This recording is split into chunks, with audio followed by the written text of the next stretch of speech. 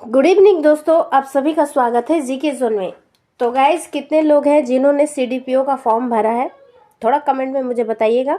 तो आज से मैं जो है सीडीपीओ के लिए पीटी के एग्जाम्स के लिए जो है सेट में लेकर आई हूँ। ये स्पर्धा पब्लिकेशन की सेट है, तो आप पढ़ सकते हैं। बाल विकास परियोजना पदाधिकारी प्रारंभिक परीक्षा 2023 सीडीपीओ पीटी प्रथम और द्वितीय पत्र। तो चलिए स्टार्ट करते हैं। ये है फर्स्ट पेपर के लिए पहला सेट और पहला प्रश्न। निम्न में से किसे आंध्र कविता का पितामह कहा जाता है? आंध्र कविता का पितामह किसे कहा जाता है? इसका आंसर हो जाएगा ऑप्शन नंबर सी, पेड्डना। एल्ला सानी पेड्डना एक प्रसिद्ध तेलुगु कवि थे। ठीक है, तो तेलुगु कौन से राज्य में बोली जाने वाली भाषा है? तो एक सेकंड पहले नेट ऑफ कर देती हूँ मैं।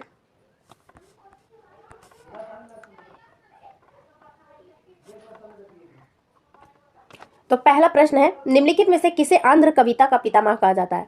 इसका आंसर हो जाएगा ऑप्शन नंबर सी, पेड्डना।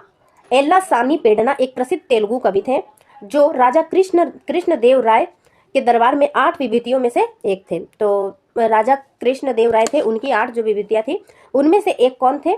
तेलुगु कवि पेड्डना थे। इनका पूरा नाम है एल्ला सानी पेड्डना, और ये जो है इन्हें ही तेलुगु कविता का पितामह कहा जाता है। तेलुगु कविता का, तो तेलुगु ये आंध्र प्रदेश में बोली जाने वाली भाषा है, तो इसे आंध्र कविता का पितामह भी बोला जाता है और तेलुगु कविता का पितामह भी कहा जाता है।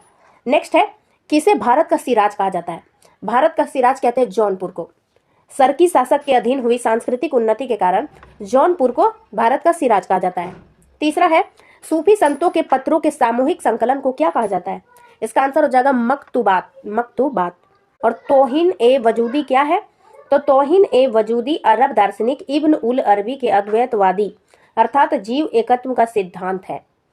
फिर उसके बाद ऑप्शन नंबर बी में जो दिया है वहवत उल वजूद क्या है? ये सर्वेश्वरवाद ही वहदत उल वजूद कहलाती थी। नेक्स्ट चलिए देखते हैं। चौथा है, शुद्धाद्वैतवाद के समर्थक जिसने संबोधिनी और सिद्धांत रहस्य जैसी पुस्तकों की रचना की, निम्नलिखित में से कौन थे?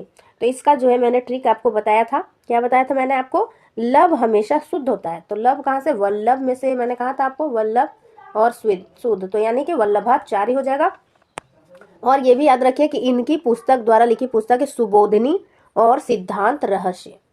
नेक्स्ट है, असम साहित्य किस नाम से जाना जाता है? असम साहित्य किस नाम से जाना जाता है? इसका आंसर हो जाएगा ऑप्शन नंबर ए, बुरुंजी असम साहित्य को कहते हैं। मराठा साहित्य को बाखर कहते हैं, बाखर हो जाएगा मराठा साहित्य। सूफी साहित्य को मलफूजात कहते हैं, सूफी साहित्य को। सॉरी, ये हो जाएगा तीसरा नंबर, सूफी साहित्य। और काव्य किसे कहते हैं दोस्तों? काव्य जो है हिंदी साहित्य का हो जाएगा। आंसर है ऑप्शन नंबर ए, बुरुंजी कहते हैं असम साहित्य को। नेक्स्ट है, भारत की प्रथम राष्ट्रीय समाचार एजेंसी कौन सी थी? इसका आंसर हो जाएगा the free press of India. The free press of India Bharat की प्रथम राजकीय एजेंसी थी जिसकी स्थापना 1927 ईस्वी में कहाँ हुई थी? बम्बई में। नेक्स्ट है 7वां नंबर, दक्षिण अफ्रीका से वापस लौटने के पश्चात गांधी जी ने अपना प्रथम सफल सत्याग्रह कहाँ शुरू किया था? इसका आंसर तो काफी इजी है, चंपारण सत्याग्रह। कब हुआ था? 1917 में हुआ था। और चंपारण सत्याग्रह के लिए चंपारण आने का आग्रह किसने किया था? राम कुमार शुक्ल जो है, उन्होंने गांधी जी को चंपारण आने के लिए आमंत्रित किया था। चलिए आगे देखते हैं 8वां नंबर, निम्नलिखित को कालक्रमानुसार व्यवस्थित कीजिए एवं नीचे दिए गए कूट में सही उत्तर चुनिए। पहला है अगस्त प्रस्ताव, दूसरा है मंत्रिमंडल मिशन की योजना, क्रिप्स मिशन की योजना, वेवेल योजना। सबसे पहले आप डेट लिखिए, उसके बाद इसका आंसर आपको मिलना है। तो अगस्त प्रस्ताव कब आया था? 1940 में। कैबिनेट मिशन 1946 में। क्रिप्स मिशन आया था 1942, और वेवेल योजना कब आई थी? 1945 में। तो आपको पता चल गया पहला कौन होना चाहिए? पहला का होना चाहिए, पहला कालक्रम में अगर व्यवस्थित करें तो 1940 पहले आएगा, यानी कि 1 के बाद 3 होना चाहिए। ऑप्शन नंबर सी में है, इसका आंसर हो जाएगा ऑप्शन नंबर सी। चलिए आगे देखते हैं 9वां नंबर, निम्नलिखित नेताओं में से किसने भारत छोड़ो आंदोलन के दौरान जेल से फरार होकर भूमिगत गतिविधियों को सुसंगठित किया था? तो इसका आंसर हो जाएगा option number B, option number B नहीं, डी जयप्रकाश नारायण। ये हजारीबाग की जेल में बंद थे और वहां से ये भाग गए थे। तो भारत छोड़ो आंदोलन कब प्रारंभ हुआ था? 8 से 9 अगस्त 1942 को प्रारंभ हुआ था। लेकिन 9 अगस्त को जो है सूर्योदय से पहले ही गांधी जी, नेहरू, पटेल, मौलाना आजाद, सरोजिनी नायडू, जयप्रकाश नारायण आदि जो है नेताओं को जेल में डाल दिया गया था। और जयप्रकाश नारायण जो है झारखंड के हजारीबाग में ही बंद थे। तो जयप्रकाश नारायण जो है झारखंड के हजारीबाग जेल में बंद थे और वो अपने दोस्तों के साथ यानी सहयोगियों के साथ जो है जेल से फरार हो गए थे। इसका आंसर क्या हो जाएगा? Option number D. चलिए आगे देखते हैं 10th नंबर। 10वां है, निम्नलिखित में से किसने मित्र मेला संघ को शुरू किया था? तो मित्र मेला संघ की स्थापना किसने की थी? विनायक दामोदर सावरकर ने। और बाद में जो है इसका नाम परिवर्तित हो गया था। बाद में मित्र मेला जो है इसी का नाम बदल के अभिनव भारत कर दिया गया था। तो अभिनव भारत और मित्र मेला बिल्कुल एक ही था। महाराष्ट्र के नासिक क्रांतिकारी आंदोलन का गढ़ था। महाराष्ट्र में नासिक जो है क्रांतिकारी आंदोलन का गढ़ था। और विनायक दामोदर सावरकर यानी वीडी सावरकर 1901 ईस्वी में मित्र मेला संगठन की स्थापना इन्होंने की थी, जो कि मेजनी के तरुण इटली के नमूने पर अभिनव भारत में परिवर्तित हो गया। चलिए आगे देखते हैं 11वां नंबर। 11वां है, सही सुमेलन को चुनिए। तो पहला है एलोरा कंदराए, महाबलीपुरम, मीनाक्षी मंदिर और खजुराहो के मंदिर। तो इसमें से ऑप्शन नंबर डी सही है। खजुराहो के मंदिर जो है चंदेल शासकों ने बनवाया था। तो ऑप्शन नंबर डी सही है। तो आगे देख लेते हैं सारी। एलोरा की कंदराएं यानी एलोरा की गुफाएं जो है 8वीं शताब्दी के आसपास राष्ट्रकूट राजाओं ने पत्थरों को काटकर एलोरा और एलिफेंटा में द्रविड़ शैली के अंतर्गत महत्वपूर्ण मंदिर बनाए थे। एलोरा में निर्मित रावण की खाई, रामेश्वरम, दशावतार और कैलाश मंदिर प्रसिद्ध है। तो इसका आंसर हो गया क्या? राष्ट्रकूटों ने बनवाया था एलोरा और एलिफेंटा की गुफाएं। महाबलीपुरम जो है ये जो है 7वीं से 10वीं शताब्दी के मध्य बने थे और इसे बनवाया था पल्लव कालीन मंदिरों में कांचीपुर, महाबलीपुरम और तंजौर के प्रसिद्ध मंदिर शामिल है। तो महाबलीपुरम किसने बनाया? पल्लव शासकों ने। मीनाक्षी मंदिर की बात करें तो यह मदुरई के मीनाक्षी मंदिर जो है इसका निर्माण तिरुमलाई नायक के काल में हुआ था। तिरुमलाई नायक के काल में हुआ था। इस विशाल मंदिर संकुल में वस्तुतः 2 मंदिर भवन है, एक सुंदरेश्वर के रूप में शिव को समर्पित और दूसरा देवी मीनाक्षी के रूप में उनकी पत्नी। चलिए नेक्स्ट देखते हैं। अच्छा, एक खजुराहो तो बच ही गया। खजुराहो मध्य प्रदेश के छतरपुर जिले में है। खजुराहो के मंदिर जो है चंदेल राजा घंग द्वारा निर्मित कराए गए थे और इसका निर्माण काल क्या है? 11वीं सदी के आसपास। चलिए आगे देखते हैं 12वां। बुद्ध का किसके सिक्कों पर अंकन हुआ है? बुद्ध का अंकन हुआ है कनिष्क के सिक्कों पर। कनिष्क जो है कुषाण वंश का शासक था और कनिष्क के सिक्कों पर पार्थियन, यूनानी और भारतीय देवी देवताओं की आकृति मिली है।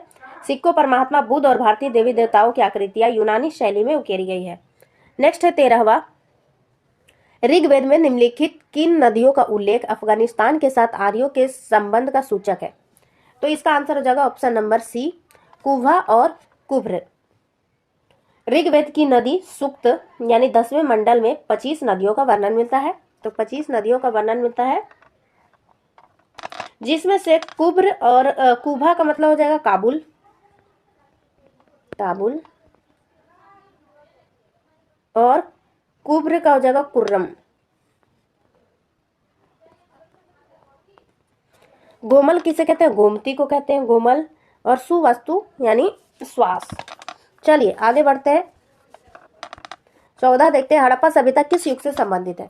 तो हड़प्पा सभ्यता किस युग से संबंधित है? ये कांस्य युग से संबंधित है। 14 का आंसर हो जाएगा ऑप्शन नंबर डी।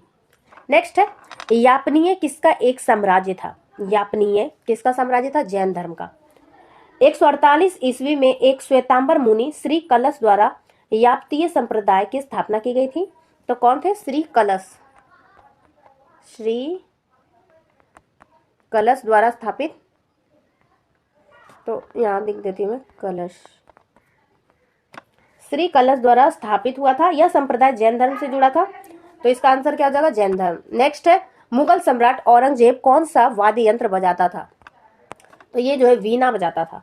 16 का आंसर क्या हो जाएगा? Option C. औरंगजेब ने दरबार में संगीत पर पाबंदी लगा रखी थी तथा सरकारी संगीतज्ञों को अवकाश दे दिया था। यह जो है सभी मतलब संगीतज्ञों को इसने छुट्टी दे दी थी। भारतीय शास्त्रीय संगीत एवं फारसी में सबसे अधिक पुस्तकें औरंगजेब के ही शासनकाल में लिखी गई है। मतलब भारतीय शास्त्रीय संगीत और फारसी में सबसे अधिक पुस्तकें औरंगजेब के शासनकाल में लिखी गई है, और औरंगजेब जो है स्वयं वीणा बजाता था। नेक्स्ट है फ्रांसीसी महिलाओं को मताधिकार की प्राप्ति कब हुई थी? तो ये वर्ल्ड हिस्ट्री से जुड़ा हुआ है। इसका आंसर हो जाएगा 1944। फ्रांस में 1944 में फ्रांसीसी अंतरिम सरकार ने महिलाओं को मताधिकार सौंपा। 29 अप्रैल 1945 को पहली बार महिलाओं ने मतदान में भाग लिया। तो 44 में हक मिला और 1945 में इन्होंने पहली बार चुनाव में पार्टिसिपेट किया। आगे देखते हैं 18वां, प्रथम विश्व युद्ध कब समाप्त हुआ? तो प्रथम विश्व युद्ध कब समाप्त हुआ था? 14 से 18 में हुआ है, और ये जो है 11 नवंबर 1918 ईस्वी को समाप्त हुआ। तो इसको याद रखिएगा, प्रथम विश्व युद्ध की समाप्ति 11 नवंबर यानी 11/11/1918 को सेंट्रल फोर्सेस को युद्ध विराम संधि पर हस्ताक्षर करने के साथ हुई थी। नेक्स्ट है, जर्मनी द्वारा सोवियत संघ पर आक्रमण की योजना को क्या कहा जाता है? तो इसका आंसर हो जाएगा operation Barbarossa. Operation Barbarossa Germany के एक्सिस दल सोवियत संघ पर आक्रमण की योजना का गुप्त नाम है, जो कि 22 जून 1941 को शुरू हुआ था। 1941 को शुरू हुआ था। चलिए आगे देखते हैं 20वां, म्यूनिक पैक्ट संपन्न हुआ। म्यूनिक पैक्ट कब संपन्न हुआ? 1938 में। म्यूनिक कहाँ पे दोस्तों? ये जर्मनी में। नेक्स्ट है 21वां, पेरिस शांति सम्मेलन का अध्यक्ष था। पेरिस शांति सम्मेलन का अध्यक्ष था क्लिमोशो। पेरिस शांति सम्मेलन, जिसे वर्सेल्स संधि कहते हैं, यह द्वितीय विश्व युद्ध के अंत के बाद विजेता मित्र देशों की शक्तियों की बैठक में पराजित केंद्र शक्तियों के लिए शांति की शर्तों को स्थापित करने के लिए किया गया था। नेक्स्ट है, सर्बिया की गुप्त क्रांतिकारी संस्था कौन सी थी? इसका आंसर हो जाएगा काला हाथ। ब्लैक हैंड इंग्लिश में बोलेंगे। ब्लैक हैंड जो है 9 मई 1911 को स्थापित सर्बिया की राज्य की सेना में अधिकारियों द्वारा स्थापित एक गुप्त सैन्य समाज था, जिसके नेतृत्व में सर्बियाई शाही दंपत्ति की हत्या कर दी गई थी। चलिए आगे देखते हैं 23वां। तो दोस्तों यहाँ पे हल्ला स्टार्ट हो गया, इसलिए 22 तक ही रहने देते हैं। अगले वीडियो में मैं कंटिन्यू करूंगी जब शांति हो जाएगा तब। तो वीडियो अच्छा लगे तो लाइक कर दीजिएगा। Thanks for watching.